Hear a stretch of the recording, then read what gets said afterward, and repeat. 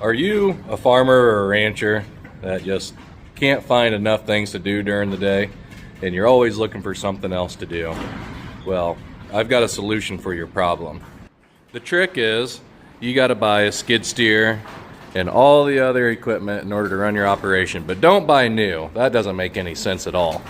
You got to buy used and make sure that it's well used. That way you can be constantly working on it. That's the trick here. You got to have stuff to work on to take up all of your time. Like, you got to have a planter. These things require work every year. It works just fine when you park it, and then you get it out in the springtime, and guess what? You got to work on it. And then you got to have a semi. And guess what semis do? They break down. We got new airbags for the semi because guess what? We need new airbags. Then never mind the mower that I bought 3 years ago that runs but doesn't mow. I don't know if it'll ever mow. And a post hole digger that won't start. There's something there that we can get running.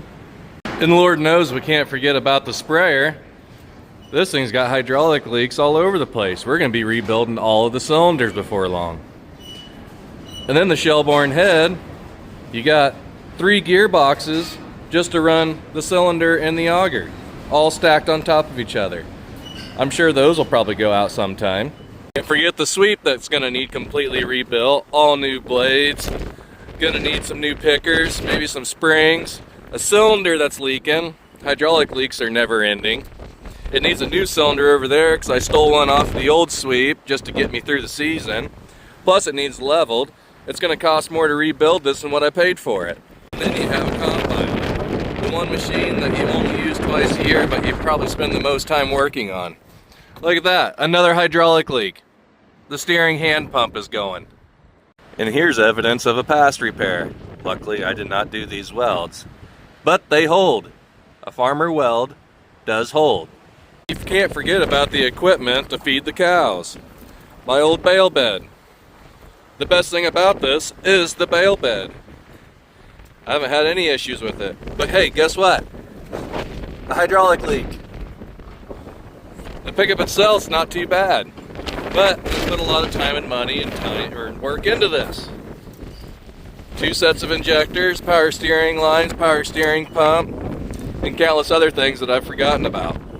Then you gotta have a nice service pickup with all the tools and accessories that you could possibly want. I know just enough to get myself in trouble.